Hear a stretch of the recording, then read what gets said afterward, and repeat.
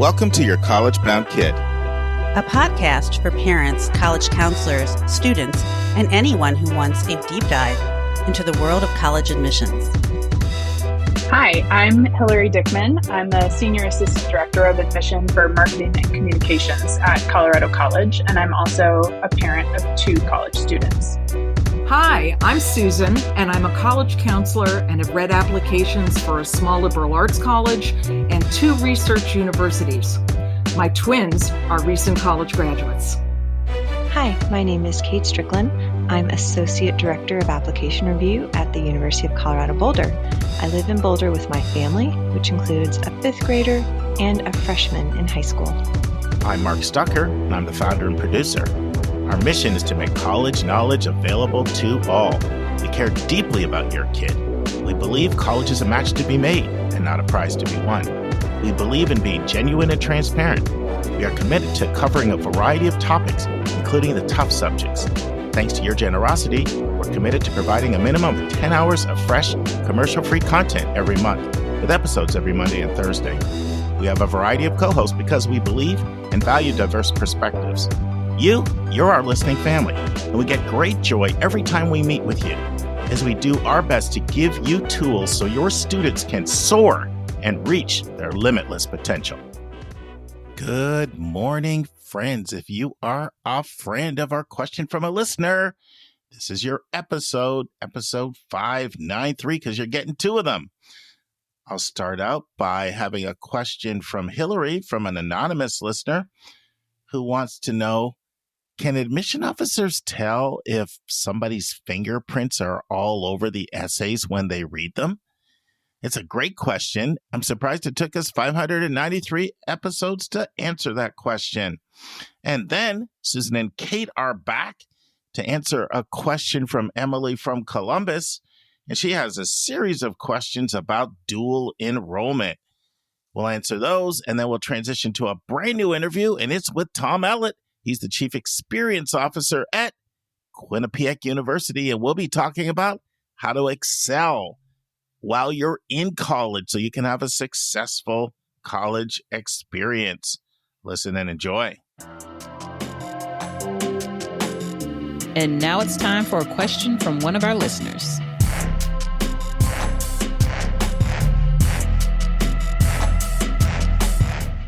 So one more question before we get to a question from a listener here, Yeah. Hilary. Anything you're seeing or observing out there this year that feels any different at all than other years?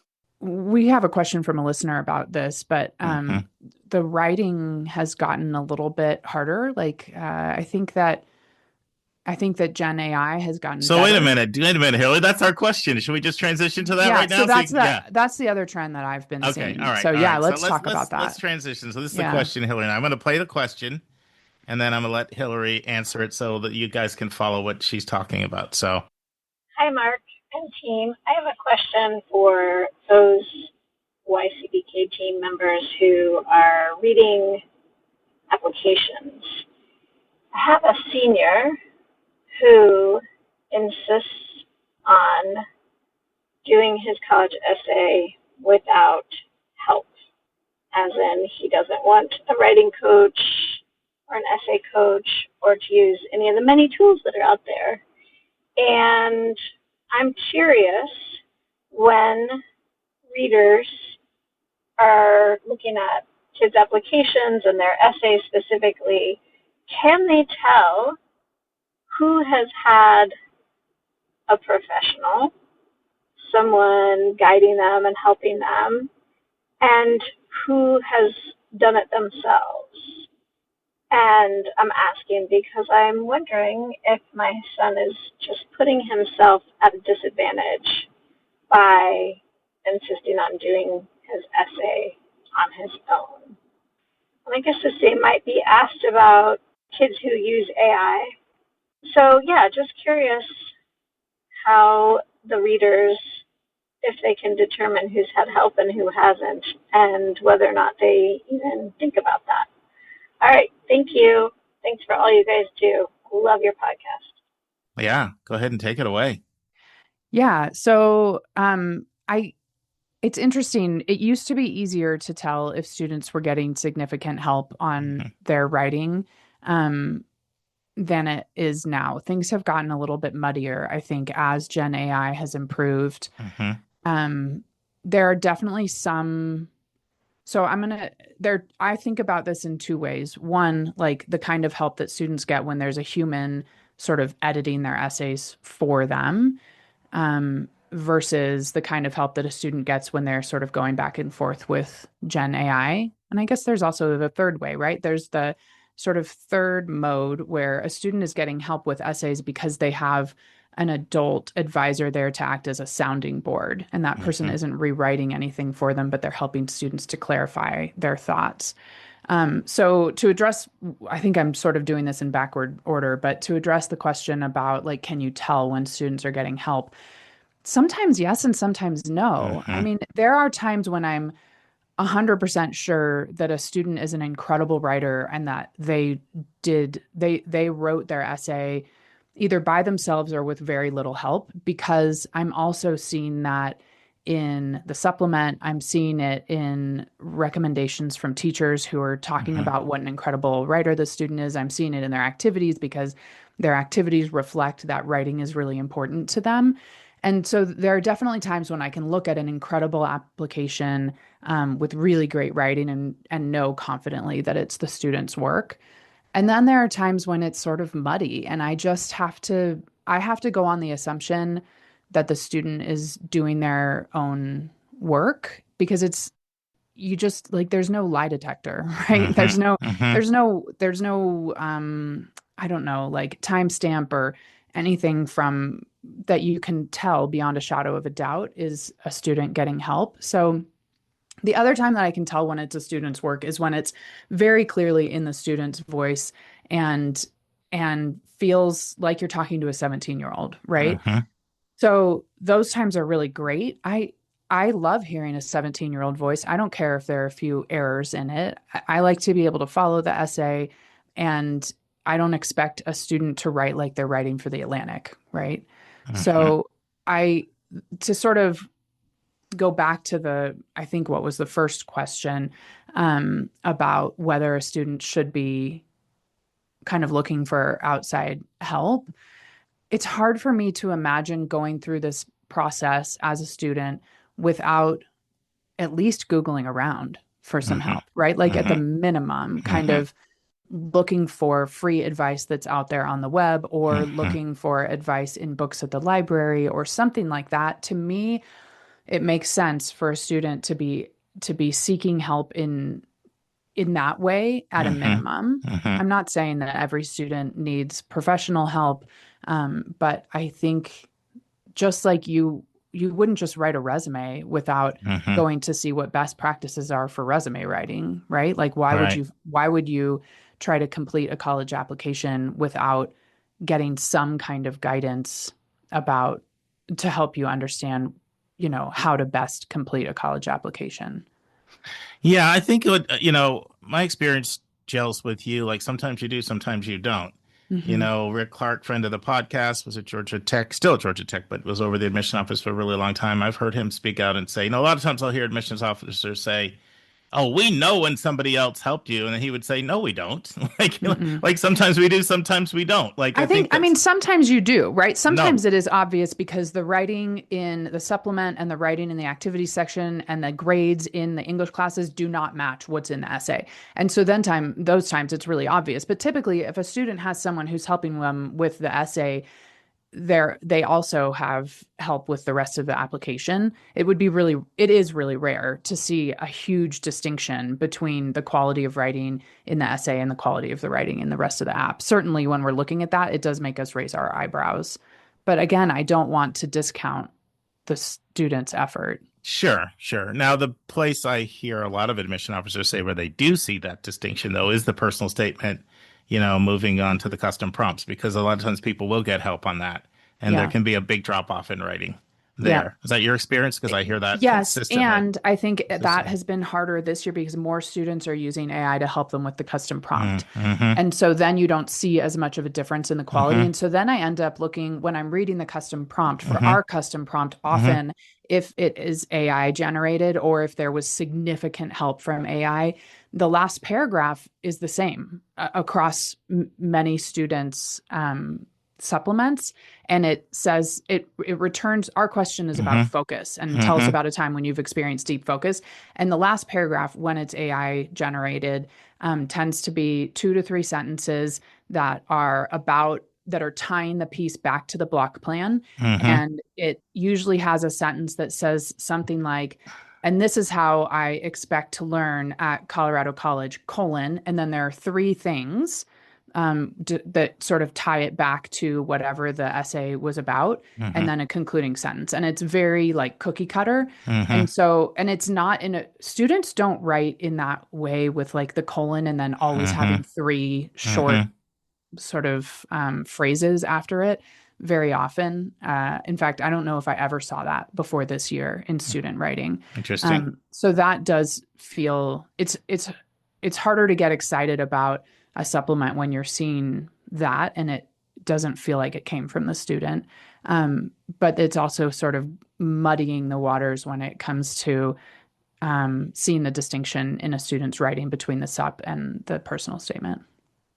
Yeah, I do find that times I say to my students, I've said it at least 5 times in the last few weeks, this feels like a 50-year-old wrote this. This doesn't sound like you. And every time I've been right. But I also know the student too. So, this is me working with the student. Like somebody the other day. Because you've heard the way they talk and you've read their emails. And, Like the other day I had someone talk about the mosaic of opportunity. And I'm like, that does not even sound like you at all. Well, Dad got busted on that suggestion on that one. But, I think the trickier part is what's appropriate and what's not appropriate, right? Like that's really hard because like you said, you'd get help for a resume. It's not like it's wrong to get help. No. It's something I've always struggled with ever since I've been doing this 25 years. I've always struggled with what is the line where it's inappropriate for me to try to change things too much because it would be so like removing you from how you write that it's just so dissimilar that it feels like it's like crossing a line. Like there's a line where there is such a thing as a line that you can cross, right? Like you're making somebody's writing look so different. Yeah. It's interesting when I have, so my daughter Bryn was a writing tutor at Wellesley, and she is really, really good at helping students to find their voices in writing. And she was trained that way, but also she just has a natural sort of talent for asking the right questions. And when I've had her come to essay workshops before and work one-on-one with students, and I have observed that she's able to, instead of suggesting different ways for students to say something, she's able to ask questions to allow the students to come up with their own way of expressing the experience that they've had or what they're trying to say in a really eloquent way that is still in their own voice. And I've always been amazed at watching her do that kind of work. I think it's really hard. I'm not good at that. I'm really good at taking an essay and, marking it up and suggesting different ways for a student to say something. But I think when you find a writing tutor or an essay coach who can coach you through it because they're asking you the right questions and getting you to think about your experience in ways that then you can describe it accurately and sort of poetically, that's when you really nail it, right? And it's so hard, I think, as adults to pull back from that instinct to tell a student how to rephrase something versus asking them the right questions to get them to do it themselves. So I'm sure that's something that you spend a lot of time doing with students because you know how important it is for their voices to come through in their writing. Yeah, it definitely is. But, one thing that I struggle with is sometimes you get a student that writes with such a level of depth and abstractions. Yeah. And it's very abstract, but you can tell it's kind of brilliant. Yeah. But yet and I really struggle with that. And I had an essay like that this year. And I'm like, I know this thing is brilliant, but a lot of these connections feel like they're going over my head. Yes. And I think there's the opposite side too, where students can be too direct and too procedural in their writing. And then we get into the like telling instead of showing, right? And I feel Sure. like on the other side, if you do like showing is important, but if it's all showing, Yeah. then you might lose me. Sure. There is a really fine balance there. How often do you get these really theoretical, abstract writing that's really high level writing, but you have to like Yeah. almost read it a few times to follow all the connections? Like this Yeah. essay that I got this year, I reached out to two people, Julia and Susan, and like they were like, "This is brilliant," you know. And I knew it was brilliant, but like connections were flying over my head. Yeah. And I realized it's just a weakness of me that I don't do as well. And I said that to the family. I'm like, I feel like this is brilliant, but I feel like I'm not getting some of these connections. How'd you Right. feel Yeah. about Like me? I think some of us aren't equipped to read that, especially when we're reading quickly, to read that level of work. And I have found myself a few times writing, this happens a few times every year, writing in the comments, like, I think that this is probably over my head. Like this student is too good of a writer for me to be able to understand this Thank you. quickly. You're making me feel better. I felt really bad that that's literally how I felt. I feel like I know this Yeah. is brilliant, but I'm Yeah, also they've not getting moved all these beyond me. connections. Yeah. Yeah. And sometimes it's just because we have to read it quickly, right? Like if I could sit and digest this and spend time with it, I think I could understand it. But when you have to read it really quickly, I think that's one hard thing about writing for the college application is striking that balance where someone can skim it. And I don't mean that in a negative way. Sure. I mean, they can read it quickly and get the information they need from it. And it has to be sophisticated enough that someone can skim it, but not so sophisticated that you are missing the connections that the person is making. So last question for you on this, Hilary, because the mom is sort of asking, is it okay to sort of let my student do it on their own without help, which seems to be what they want to do. So how would you respond to that? Yeah, I mean, I'm thinking back to having teenagers in the house, and I'm not sure how much say we have. They're going to do what they Right? want to do. At some point, they're going to do what they want to do, whether you tell them that that's a great idea or not. And you can't force someone to do something that they don't want to do. Yeah. And so, like, while I don't think it's a great idea to go at 100% alone, we can offer students, you can put a book on their desk and say, I really think that you should use this as your guide, but that doesn't mean that they're going to, and there's nothing you can do about that. And so ultimately then a student's journey is 100% their own. And if that's what they want, I think that's fine. And there are plenty of colleges out there who are going to admit a student based on their GPA and test scores or just GPA alone. And this stuff ends up being superfluous, right? And so if that's where your student ends up, that's going to be fine. They're going to be fine. Yeah. Thank you. Thank you for that question. And thank you for your kind words. Friends, that concludes this question with Hilary, but we have another one for you. Let's hear our second question from a listener from Emily from Columbus, who has several questions about dual enrollment. And this time, Kate and Susan will answer those. Friends, Kate and Susan are back. I'm starting to think this is the new dynamic duo here. I've really enjoyed my last few sessions with you. And we have a question from Emily from Columbus. And so I'm going to play the question. Kate, would love to get your thoughts. Hi, Mark. This is Emily from Columbus, Ohio with a rising junior. I am a new listener and I am listening in reverse to every episode. I love it. I love your tidbit advice at the end. When you sign off, it's very uplifting. I just love your message. Question about dual enrollment. This is my first kid, rising junior. Our small Catholic high school has APs, but very few dual enrollment. It doesn't bother me. I'm fine with a 4-year college experience, but I do not understand the pressure and the rush and the obsession to start college as a junior and try to get out early and take college in high school and take masters in undergrad. And what am I missing? Is this just the new rat race, or Is just another option for people to save money? Or is my high school missing out by just offering APs? And as far as that, my view of APs is just that they get ready, not that they test out. So just wanted to know your thoughts and any other guests that might have opinions. Thanks. I appreciate all that you do. Bye. This is a great question. I mean, I know that dual enrollment is definitely having a moment, and it's, quite possible that students are, focused on coming in with, a lot of credits so that they have a terminal degree in mind, and they want to do it as affordably and efficiently as possible. But is the presence of dual enrollment on the rise? Yes. But should a student feel like they're missing out or getting left behind on a trend if their high school doesn't offer dual enrollment? From my perspective, definitely not. If a listener is worried that dual enrollment is viewed these days more favorably than AP courses or IB, I think many institutions consider them equally rigorous, so I wouldn't be concerned from an admissions optics viewpoint.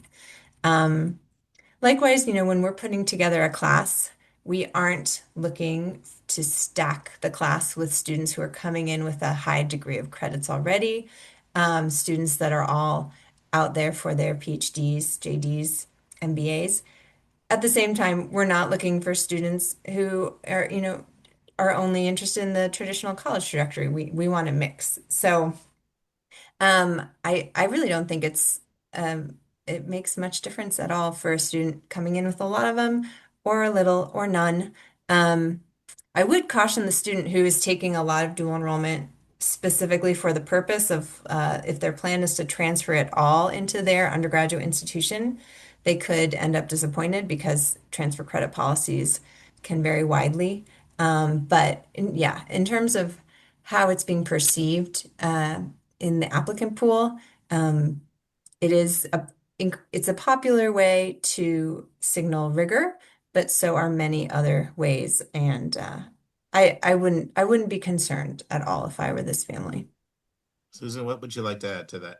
That was really great. I mean, dual enrollment comes in many flavors too. I mean, there are students who when they graduate from high school, they have an associate's degree.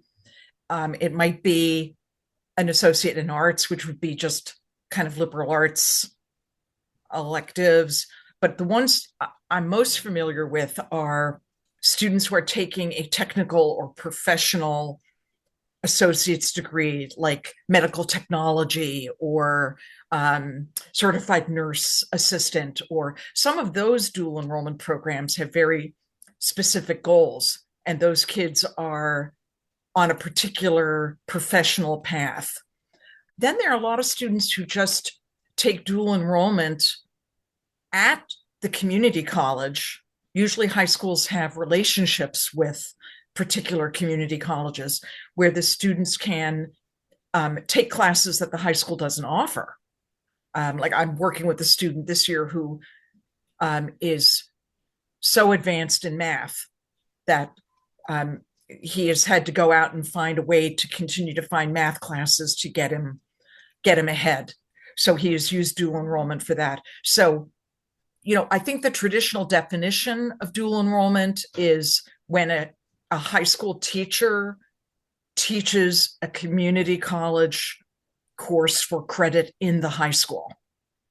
And that may be what Emily is referring to. But that's not the only definition. So that may be what she's thinking of is, Mr. Stucker, the chemistry teacher, went and got, a certain certification so he can teach, York County Community College's class at, in Cumberland High School. So I think, again, Emily, there are just going to be a lot of flavors of dual enrollment. Some of them are viewed as accelerated, rigorous courses, and others of them are not. It might just be French 2, because the high school stopped teaching French after French 1, and that the student was able to plug into the community college course. So sometimes on the Common App, students call those dual enrollment, and sometimes they call them college, taken for credit from a college. But, the most important thing here is that colleges respect kids who are figuring out how to pursue their interests and build a strong preparation for college, right? And that's going to look differently from high school to high school. High schools that are under-resourced rely tremendously on dual enrollment and the community college system to bolster their students' academic experiences. Others just do it as another bell and whistle.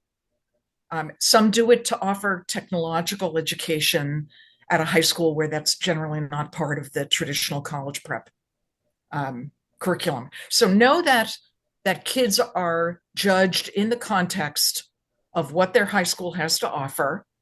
Some high schools only offer a couple AP classes or no AP classes.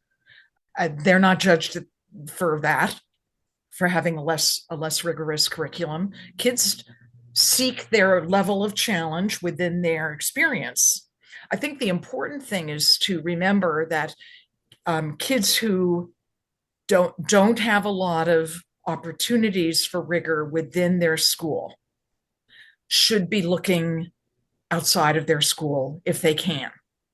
Like my mathematician, he didn't just stop taking math in 9th grade because he had finished multivariable calculus.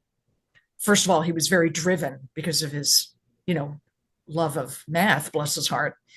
But he didn't just throw up his hands and say, oh, well, can't do it. We have online resources, we have college resources, go for it, find a way to do it.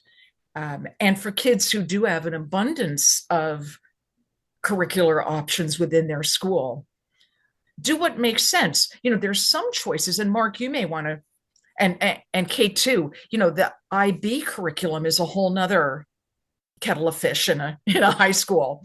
And some kids mix AP and IB, taking themselves out of the IB diploma program, which is not necessarily as highly respected as students who are able to do the entire IB diploma program.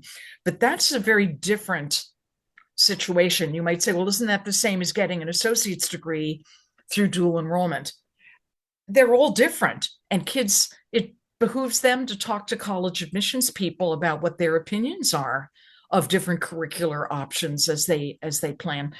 Kate, do you see a lot of that, a lot of mixing and matching?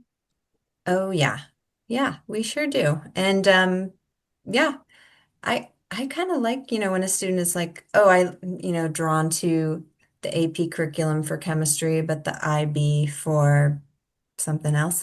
It could just be coming down to a scheduling issue. So my daughter's high school offers both, and I think about 80% of the kids do at least a mix of the two. Certainly the diploma has some really amazing aspects for those who embrace it. But yeah, totally, Susan, I want to ditto and snap and everything you said about all the different flavors of dual enrollment. And I'll see dual enrollment choir, dual enrollment photography. So that's even another flavor, is to kind of get those elective type classes through the community college. So it's a really fascinating development in our field, I think, and it's really exciting, especially for those students that you mentioned who might not have had access to as many, such a wide variety of courses before. So one thing that I want to say, I first of all, Emily, I loved this question, loved it. You sounded like me. And what I mean by that is, you address what's the rush. And this is something I talk to students about all the time. You're going to work for 40 or 45 years. Why is there such a rush to get your college degree at age 20? To work for, these could be some of the most special years of your life. Smell the roses, enjoy them. So I feel very strongly about that. And I'm glad to see you brought that up. And I think you hit a lot of the reasons. You said, sometimes it's financial, some cases it is. In some cases, it's kind of the new fad. You kind of mentioned that. It kind of could be that a little bit too. One thing that I would say is you should not feel like your kids are being deprived of rigor because they don't have dual enrollment. If anything, and this is completely different from college to college, but I do know colleges that even share that they tend to like IB and AP because they feel they know what they're getting and dual enrollment is all over the place. In fact, I was having a conversation with Gary Clark at UCLA, and I noticed that they positioned all of them the same, dual enrollment, IB, AP, all the same. And I said, what would you say, Gary, to some people who tell me that we know IB, we know AP, we know what we're getting. We don't always know that with dual enrollment. And he said, well, we would feel that way as well. However, that would be hurting underrepresented students who oftentimes only have dual enrollment. So we Good treat point. them all the same because we don't want to disadvantage people that don't have the AP and the IB. But do we have a certain degree of confidence? Do we feel like we know the IB and the AP curriculum a little bit more? And is dual enrollment a little bit all over the place? Yeah, it kind of is. So I only say that to say I certainly don't want you to think like your student is losing out on the more rigorous option. Like, I'm sure there's so many specialized programs out there. You never want to speak with the broad stroke of the brush, but I never hear admission officers talk like dual enrollment is more rigorous than IB or AP. I never hear that. So I certainly don't want you to think like you're missing out on the more rigorous option. And, like Kate said, there's a lot of creativity in the space. People in some cases are using it to supplement it for classes that are not offered at their school or to do some creative things. But I just really want to underscore with you, like, what's the rush? Like, be a kid.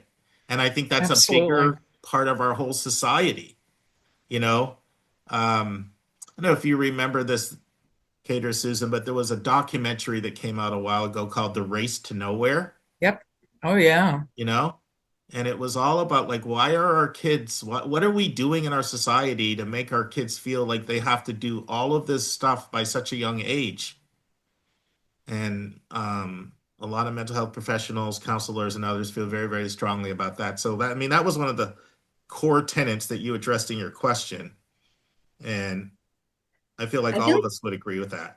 And it brings up what go ahead, Kate. it brings up, another conversation where Susan was saying, and this is certainly the perspective that I went to college having, like this is your time to explore and be an intellectual and take a broad width of classes versus, yeah, I'm curious just how much of a movement there is in current, you know, 18-year-old society of thinking that they are very career focused, career driven. I was even thinking about this at NACAC when I was there, and I was going through the vendor hall and the counselor fair, and there were so many UK institutions that were there. And I studied in England twice, and I thought I knew like all the places that would be over here recruiting US students, but there are so many places I hadn't heard of.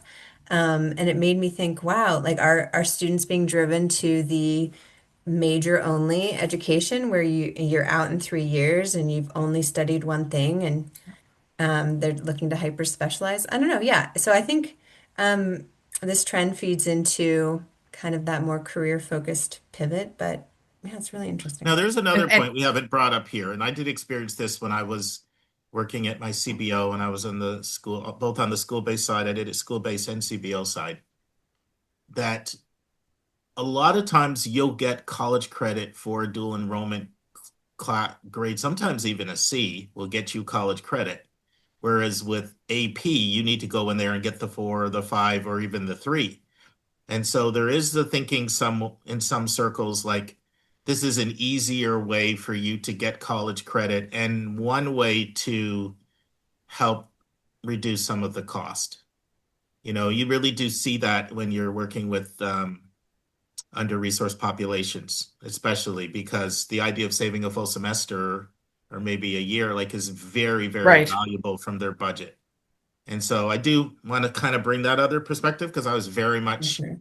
in that environment a lot when I was working with the under-resourced population. There was very much a thinking of, and it's true, like there are a lot of schools that will give college credit for a C at a dual enrollment class, and that student might get a 1 on an AP and they Right. wouldn't get the college credit. And so that mindset is out there. So that's just part of what explains some of the popularity.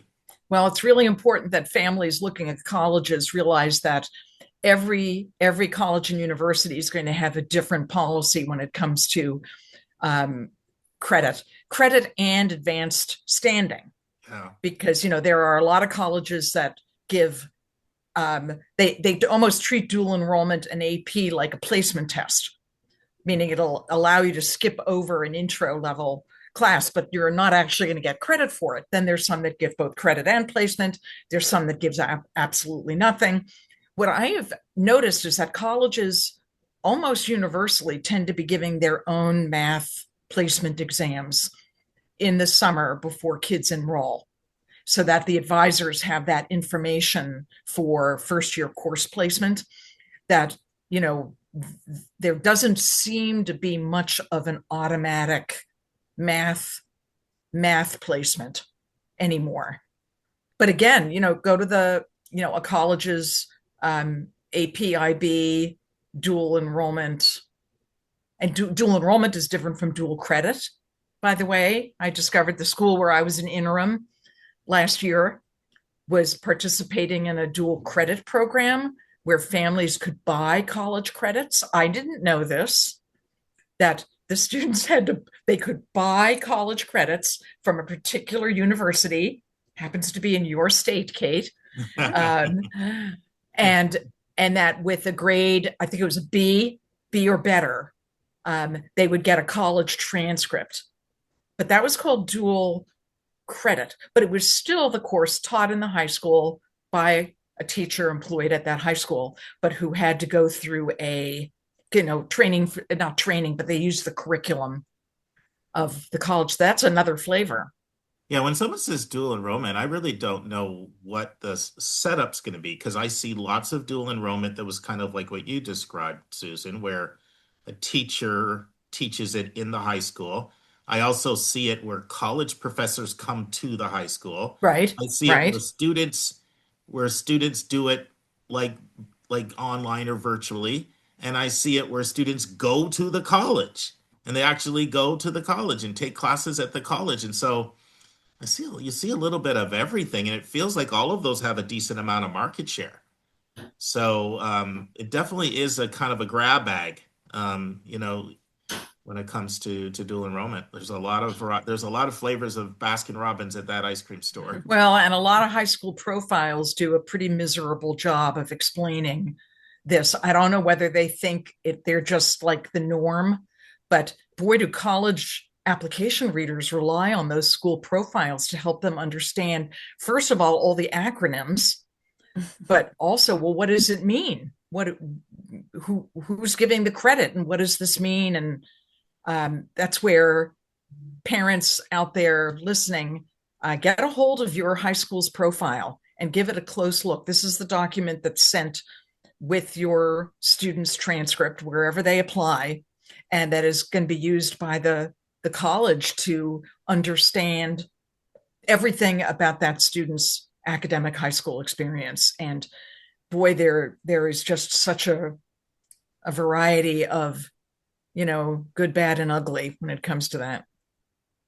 I'll throw in one more thing. Sure. So we have some dual enrollment courses that the University of Colorado system offers. So you could take a class from CU Denver, CU Boulder, or Colorado Springs, and those, like whatever grade you got in that class in high school, because it's in the University of Colorado system, it's actually going to apply to your CU GPA. Oh, Yeah. And so I have no idea if this works like that and like in any of the other institutions across the country, but sometimes students are like, oh man, I'm starting out my college GPA with a little bit of a lower step than I was hoping. So gosh, so many flavors to keep track of, but yeah. Well, thank you so much for sending in this question, Emily. We really appreciate it. And thanks to the generosity of the Princeton Review for sending in that SpeakPipe question, you are going to get your choice of one of the following 4 books: College Admissions 101, Essays That Kicked Apps, The Best 390 Colleges, Princeton Review Digital SAT Prep. Now, in order to get your book, you just need to send me an email at mark@schoolmatch4u.com. Put Princeton Book Giveaway in the subject line. And in the body of the email, put the title of the book you want and put the episode number where we discussed your question, and just share a brief description of the question that you asked. Friends, I hope you didn't miss it, but there were actually 2 tips for listeners in that last question for a listener conversation I had with Kate and Susan. First of all, I recommended that you check out the educational documentary Race to Nowhere. It's a 2010 educational documentary that makes a powerful case for what are we doing here as parents with our obsession with having our kids having these status markers in their educational journey. What are we doing rushing our kids when it comes to education? I love this documentary, and I checked it out before I came on here, and you can access it at YouTube, Netflix, or Amazon Prime. But Susan also had a great tip, and I hope you didn't miss her tip. Get a copy of your student school profile so you can see how your school is presenting itself to colleges. So 2 tips: check out Race to Nowhere and get the copy of the school profile. Okay, friends, let's transition to a brand new interview with Tom Ellett, the Chief Experience Officer at Quinnipiac University in Hamden, Connecticut. And now this week's interview with a special guest.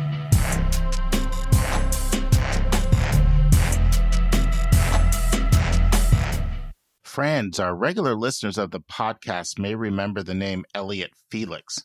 So I interviewed Elliot Felix on the podcast maybe 3 years ago. And Elliot's actually an MIT grad who started an architectural firm that focuses on how colleges can create spaces that are conducive to student learning. And so Elliot was in Atlanta around 3 or 4 months ago because he's got a brand new book out, and he's just doing a book tour, and he's traveling around talking about his new book. It's called The Connected College: Leadership Strategies for Student Success. So Elliot actually came by my house.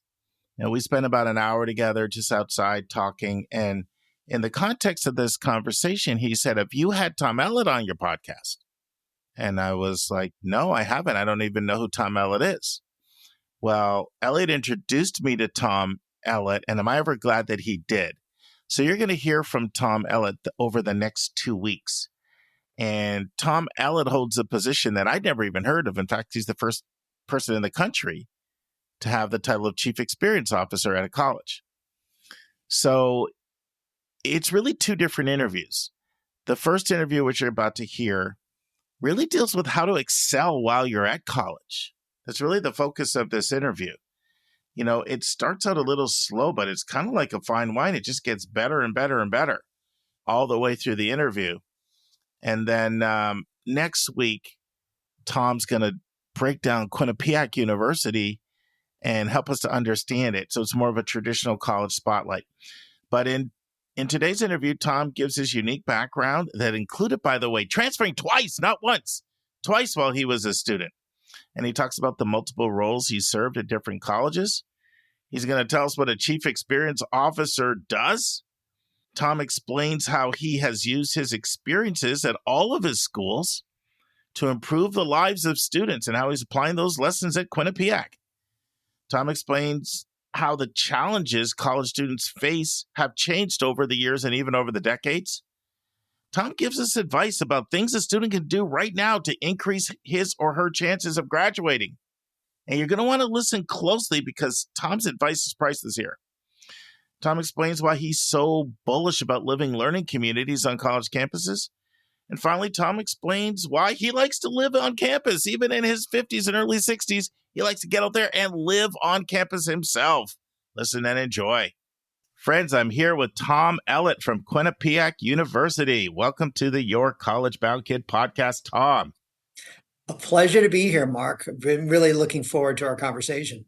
Yeah, we had a great kind of pre-meeting and sort of the first of my, interview ever that I've had with someone who does, quite what you do. So, but before we get into that, I always like our listeners to know a little bit about our interviewees' backgrounds. And so that way they just understand the context from which you'll speak today. So why don't you share a little bit about your background and walk us all the way up to what you're doing now? Absolutely. So I'm the youngest of six, growing up in Troy, New York, which is the mid-state of New York, between New York City and Montreal, or somewhere pretty close in between there, Canada. I started my higher education background by going to a community college. I went to Hudson Valley Community College right down the street from where I went to high school. And from that, I transitioned to a community. I transitioned to a school in Florida, state school. It didn't last there but a week. Wow. I went back home, and then I transferred a second time. And this time I was successful, and I went to Fordham University in the Bronx, where I completed my bachelor's degree in English. And one of the formative experiences for me was being a resident assistant in the residence halls. And that really was the beginning of the trajectory for the rest of my career. I went 1 year to Utica College, which at the time was part of Syracuse University. And I went to Syracuse at night, and at daytime, I was able to work full time at Utica. After a year there, I went to Catholic University in Washington, D.C. to look for following my dream. I wanted to be a director of theater on Broadway. And so I got my MFA in directing of theater, a terminal degree. And while I was there, I worked full time in residential life. Started out as a residence director and had 5 positions while I was there, culminating in the director of housing and residential services. So my background is really student affairs, staff and student development, assignments, really the facility piece, all of those things put together. Then was really looking for a new role after 9 years. I looked at the Chronicle of Higher Education and saw an ad that said, come work at an institution with 5 core values: diversity, innovation, service, caring, and quality. It stood out to me that a school would talk about values and a value statement. I was fortunate enough to get the job. I was the director of residential life at Syracuse for 5 years.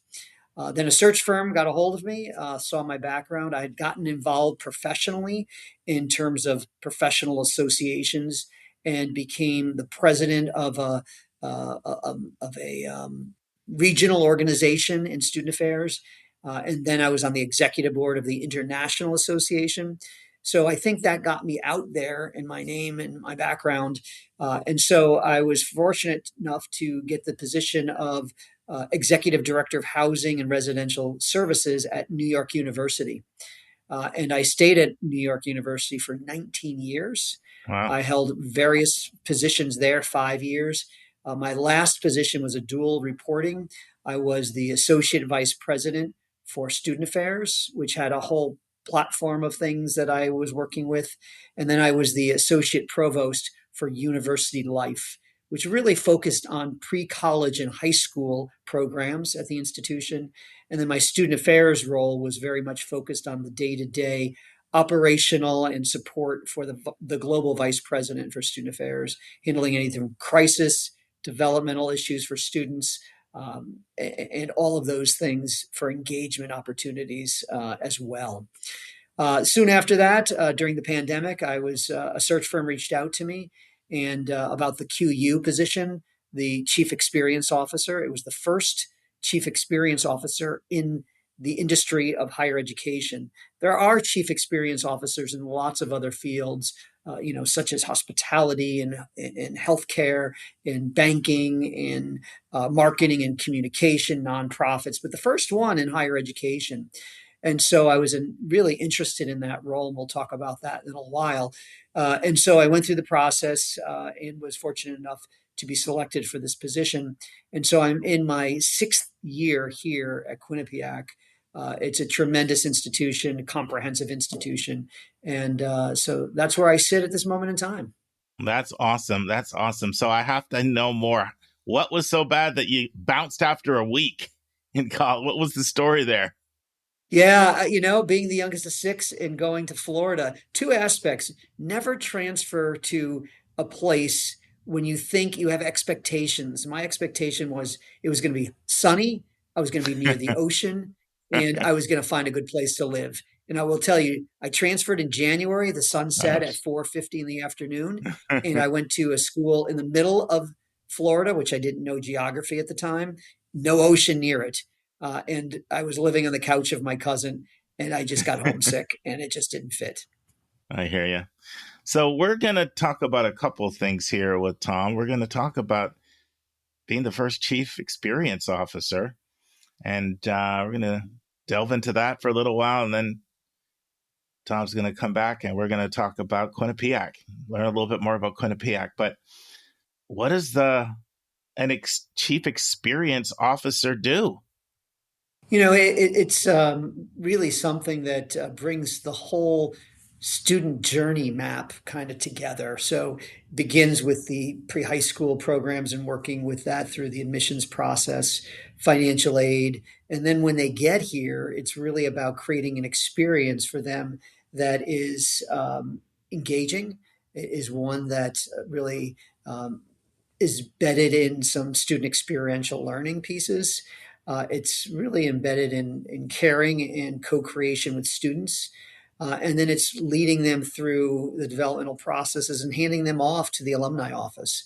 So everything from arrival to QU all the way to graduation day and crossing the stage for the diploma is really everything to do with the experience. And so it's developmental aspects. There are certainly some administrative aspects, transactional and elsewhere. And so all of those components make up the experience officer position here at QU. So would that be most similar to VP of enrollment, vice provost, vice president of enrollment at other schools? Is that the title that it's most analogous to? No, it would actually be the VP of enrollment and the VP of student affairs Combined. That's true. and a director of auxiliary services because I oversee dining as well. So it has a little bit of lots of different things here. So what are the experiences that you've brought from all your other institutions that you're able to take to Quinnipiac and apply to make Quinnipiac a better place for students and student experience? Yeah, I mean, the jury is always out on whether I've done that or not, but I would hope to think that I try to do that. One of the things that was really important to me was where can we ensure that there is a co-creation of experience for students, that they are taking ownership for their learning and their quality of life. I'll give you a couple examples for that. One of the things when I got here, there were 0 students working in the dining halls. And dining was one of those things, a touch point, that many students and parents were not happy with. And I think part of, and I would say that's consistent with every institution I've been at. There's not usually a line of people saying, dining's great, because students come loving, for the most part, their mother or their father's cooking. And it's hard to match a mother and father's, small meal portions and small meals compared to, making food for, 20,000 meals a day. And so there is a disconnect there. And so one of the things I really try to do is moving it that we could get in the culture students being responsible or helping to be responsible for the meal program. We were going to be in a better place. So today, from 0, we have about 250 students who work in the dining operations, which is a huge culture change. Instead of students being served by staff, they are actually serving their peers. And 3 of our dining operations are run by students for students. They look at the P&L, they do the hiring, they do the training, they do the meal selection, they do all of those things. And so that was a good area to really focus on making the change. They also were the first school in the country, as I've been told by our provider, who's a national provider, that our students actually select the menus in our dining hall in our global area.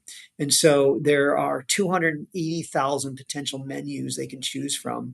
And this group of students who I hire actually go out, get feedback, and then they will select the menu cycles for that particular area for meals on a everyday basis. That's one example. I would say that the other example that I like to pull upon is that we have lots of opportunities for students to do things for students. So a lot of institutions will do student activities where they lead the activities for the students and they present them. We do a lot here where students are actually coordinating and doing those efforts. And finally, in the philanthropic role, we have created a student council called 1929, which is the year that we were founded, that collects and fundraises for student scholarships that they end up awarding to the students. And it's called the 1929 Fund. And I'm very proud of them. They do a number of events that will collect money, and they've raised in 4 years over $300,000, which is really impressive for this student group. And then they pick the student winners for the first year coming into the institution. There's lots of examples of this co-creation and experiential learning here, and that's one of the things I really am proud of. But an administrative change I also made here was pretty impactful, was creating the one-stop. So we had a registrar's office, financial aid office, a bursar's office, someone who handled dining, and now we've brought people from those areas together, cross-trained, so the student or parent can come in and have their questions answered very quickly.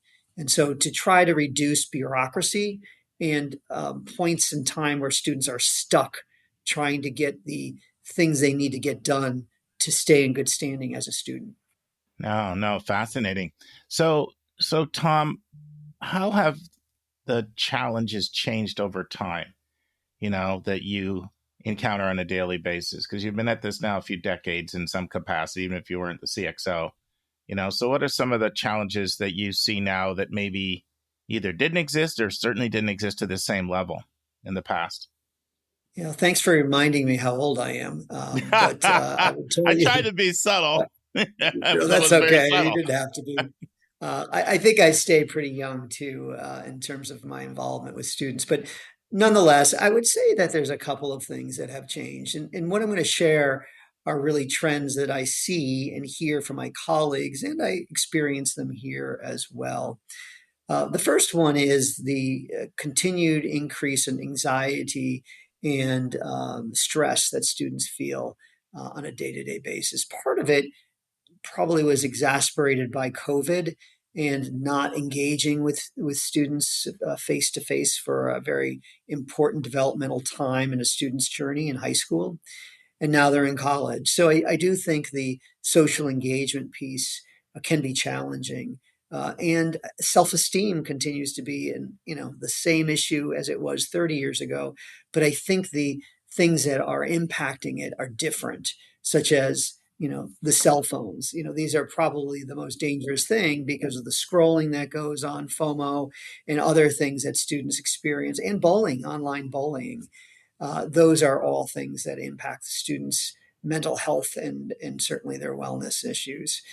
Certainly that's one. And another one I think that has continued to be challenging for all sectors of higher education is the price point to go to college, the cost. And I, as we'll talk about it a little later, but I do think that parents specifically need to be really cognizant of what it means to pay a higher price, say, to a private institution rather than a public institution. I've never worked at a public institution, but on whole, you're going to pay less to go to a public. But I would also say you may not have the same outcomes or the same personalization that you might have. I read a lot about students who go to a public institution and can't graduate in 4 years because that class is not available. There's too many people waiting in line for it. That doesn't happen to any degree that I see in private institutions, especially the size that we're at here.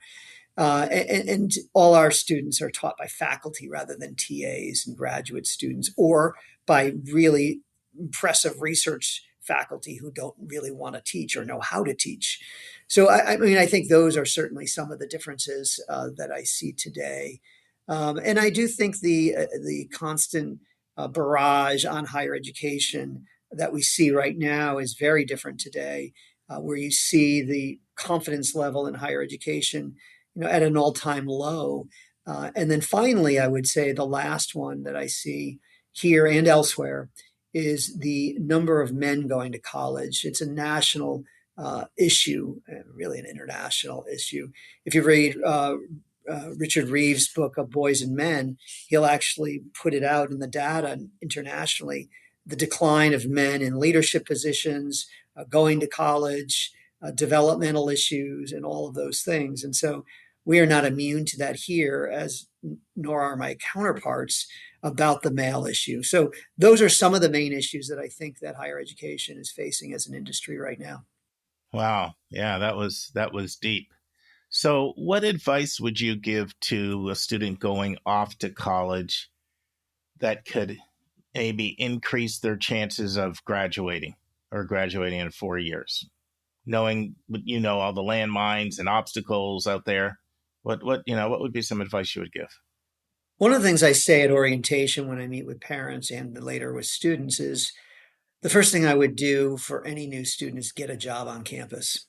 When you get a job on campus, you are more likely to have an administrative touch point, a supervisor, who's going to be checking in on you regularly, who's going to be getting to know you and know what your goals and dreams are, and share with you the resources on a regular basis of how to attain those things. It also becomes a friendly face. And when you miss home, they're going to be the ones who bring in the extra Hershey Kiss for you, or they're going to be the ones who bring a homemade, chocolate chip cookie to you, and really be the one to check in on you. So getting a job, I think, on campus is singularly important. The second thing most students don't think about are the value-added propositions that colleges and universities offer. And I did my dissertation on this particular one that I'm going to tell you about. It's living learning communities, especially in the first year. Living learning communities can be multifaceted depending on the institution, but most institutions offer it. The first living learning community is where you will see courses, and if you live in residence halls, there would be a connection there. So you may take a class that you actually are living in a theme or an interest-based floor which matches the course. It gives a chance for students to feel comfortable where they're living in the residence hall, because first day, that floor has something in common to break the ice when you get to meet students. So we have a litany of them here: discipline-based, interest-based, affinity-based. And they have worked very well for us here at the institution. Our retention rate is at a much more significant rate than those who don't go in the living learning community. Most institutions don't charge more for the living learning community, so it's a value add proposition. The next thing I would say, besides getting a job, living learning communities, is going to career services. Your first few months at the institution, employers more and more are hiring interns in their sophomore and junior year of college. Get to know what a resume looks like. Get to know how to set up a LinkedIn profile. Get to know some skills that the National Association of Career Services, NACE, actually says what employers want, and how do you develop really an action plan to attain those skills over time. So those would be a few of those that I would throw out there. And clearly, if anyone has any transitional issues, go to the counseling center. There is no stigma in saying you need help. No stigma. As a matter of fact, it's showing you're more self-aware as an individual that you need and want help, and you will be better off in the long run as a student. Wow, that was great. That was great. What is about living learning communities where why the magic happens there? Well, at least for the ones that I've worked at the four institutions I've worked at that have had them, faculty are actually a part of the program. So there's a faculty affiliate who will either live there or be close by and come on a regular basis to the residence halls.